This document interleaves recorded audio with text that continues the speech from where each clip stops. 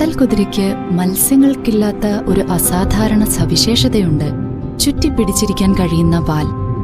ഒഴുക്കിൽ പെട്ടുപോകാതെ നങ്കൂരമടിച്ചതുപോലെ ഒരിടത്ത് നിൽക്കാൻ ഇത് കടൽ കുതിരയെ സഹായിക്കും. എങ്ങനെയാണത്? കടൽ കുതിരയുടെ വാൽ കുറുകെ ഛേദിച്ചാൽ മറ്റു ജീവികളുടേതുപോലെ വൃത്താകൃതിയിലല്ല, ചതുരാകൃതിയിലാണ്. ഒരു വസ്തുവിൽ ചുറ്റിപ്പിടിക്കുമ്പോൾ അതിന്റെ കൂടുതൽ ഭാഗവുമായി സമ്പർക്കത്തിൽ വരാൻ ഈ ആകൃതി സഹായിക്കുന്നു. അതുകൊണ്ട് ഇളകിപ്പോകാത്ത വിധം പിടിച്ചിരിക്കാൻ ഇതിന് കഴിയും. അധികം ഊർജം ഉപയോഗിക്കാതെ തന്നെ ഇതിന് ചുറ്റാനും ചുറ്റഴിക്കാനും കഴിയുന്നു.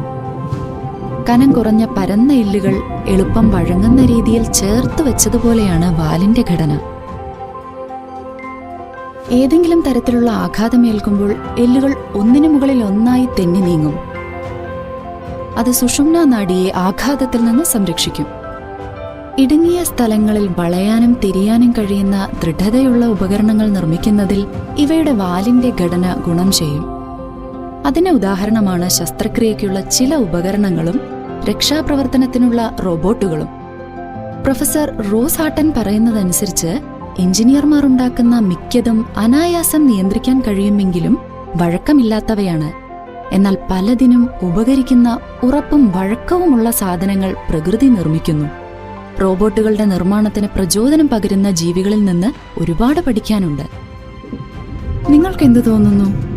കടൽ കുതിരയുടെ വാൽ പരിണമിച്ചുണ്ടായതാണോ, അല്ലെങ്കിൽ അത് ആരുടെ കരവിരുത്?